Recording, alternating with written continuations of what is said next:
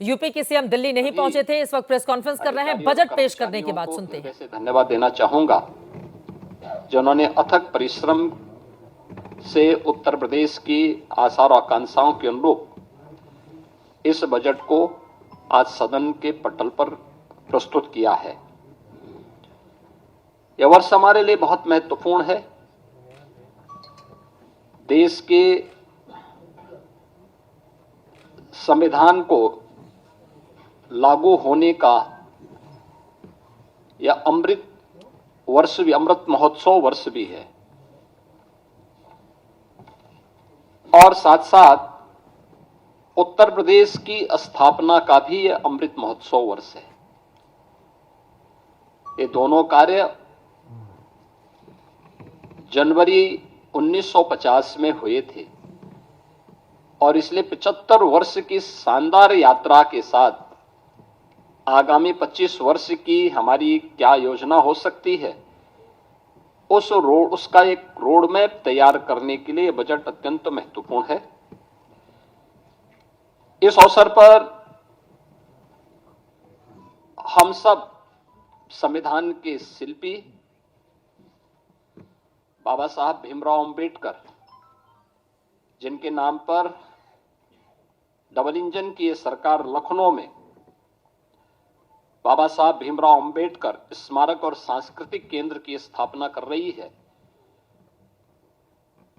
संविधान के 75 वर्ष की इस यात्रा के लिए उन्हें विनम्र श्रद्धांजलि अर्पित करता हूं और यह केंद्र बहुत शीघ्र बाबा साहब भीमराव अंबेडकर के विचारों का एक केंद्र बनकर के संविधान की मूल भावनाओं के अनुरूप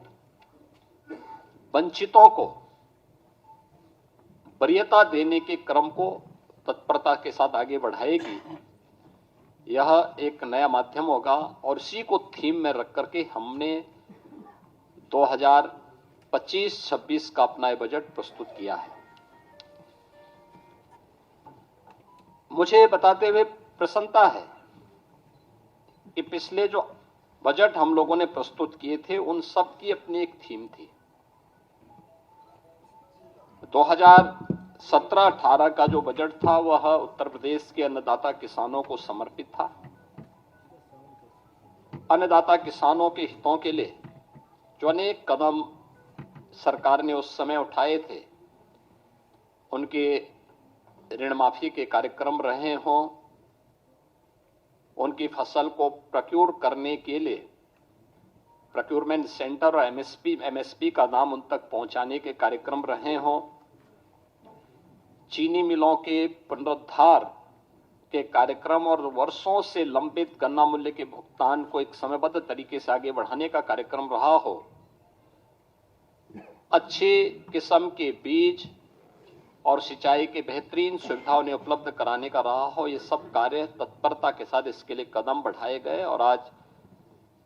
मुझे प्रसन्नता है कि डबल इंजन की भारतीय जनता पार्टी की सरकार के द्वारा जो कदम 17-18 में उठाए गए, आज उसका परिणाम है उत्तर प्रदेश के किसानों की आमदनी को, जो 2017-18 के पहले आत्महत्या करने के लिए मजबूर होता था, आज उसको दोगुने से अधिक बढ़ाने में मदद मिली है। वर्ष 18-19 का जो बजट था वह बजट हम लोगों ने उत्तर प्रदेश के बीमारू राज्य से इसको उभारने के लिए इंफ्रास्ट्रक्चर और औद्योगिक विकास के लिए समर्पित किया था। आपने देखा होगा एक्सप्रेस वे में जो उत्तर प्रदेश की भागीदारी बहुत कम थी, आज गंगा एक्सप्रेस वे के पूर्ण होने के साथ ही उत्तर प्रदेश की भागीदारी देश के अंदर इंफ्रास्ट्रक्चर एक्सप्रेस वे में 55% से अधिक हो जाएगा। औद्योगिक विकास की दृष्टि से उत्तर प्रदेश का पहला इन्वेस्टर समिट भी हम लोगों ने 2018 में यहां पर संपन्न किया था और उस दृष्टि से 2018-19 का ये बजट हम लोगों ने प्रदेश की जनता को समर्पित किया था। वर्ष 19-20 का बजट प्रदेश में महिला सशक्तिकरण को समर्पित था, जिसमें हम लोगों ने प्रदेश की मातृशक्ति के उन्नयन के लिए अनेक योजनाएं चलाई थी, जिनमें सामूहिक विवाह, मुख्यमंत्री सामूहिक विवाह की योजना हो, मुख्यमंत्री कन्या सुमंगला की योजना हो, या उत्तर प्रदेश में मिशन शक्ति के कार्यक्रम के माध्यम से महिला सुरक्षा, महिला सम्मान और महिला स्वाभिमान, स्वावलंबन, इन कार्यक्रमों को प्राथमिकता के आधार पर आगे बढ़ाने के साथ ही उत्तर प्रदेश के पुलिस बल में महिलाओं की भर्ती को 20% अनिवार्य करने के कार्यक्रम को प्राथमिकता देते हुए आगे बढ़ाने का कार्यक्रम, यह महिला सशक्तिकरण के लिए उठाए गए कदमों का परिणाम था। वर्ष 2020-21 का बजट हम लोगों ने उत्तर प्रदेश के युवाओं को और उनके लिए अधिक से अधिक एम्प्लॉयमेंट बढ़ाने के लिए समर्पित किया था और इसमें 2 करोड़ युवाओं को टैबलेट और स्मार्टफोन के माध्यम से तकनीकी दृष्टि से सक्षम बनाने के कार्यक्रम को आगे बढ़ाने, अनेक अन्य कार्यक्रमों को इस दृष्टि से हम लोगों ने प्रदेश की जनता जनार्दन के लिए समर्पित, युवाओं को समर्पित किया था। 2021-22 का जो बजट था हमारी सरकार का, वह स्वावलंबन से सशक्तिकरण की ओर था। एमएसएमई की योजनाओं के माध्यम से प्रदेश के परंपरागत जो उत्पाद थे उनको प्राथमिकता देते हुए स्वावलंबन के माध्यम से आत्मनिर्भरता के लक्ष्य को प्राप्त करने की दिशा में और उसके माध्यम से सशक्तिकरण के लक्ष्य को आगे बढ़ाते हुए कार्य किया गया था। 2022-23 का बजट अंत्योदय से आत्मनिर्भरता की दिशा में हम लोगों ने उस समय इस कार्यक्रम को आगे बढ़ाया था। पंचायतों के आत्मनिर्भरता के लिए पहली बार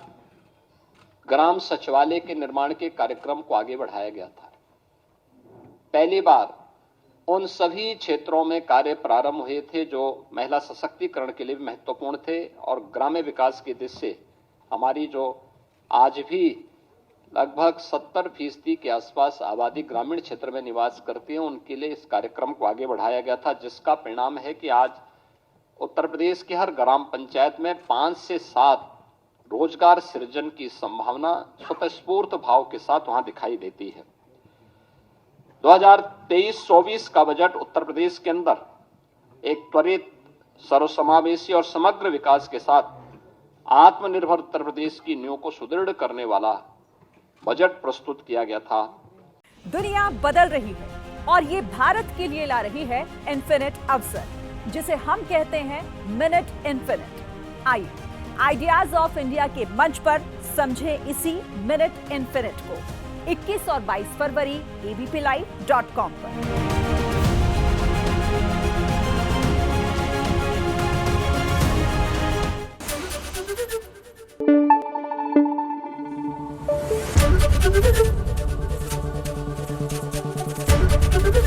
एबीपी न्यूज आपको रखे आगे।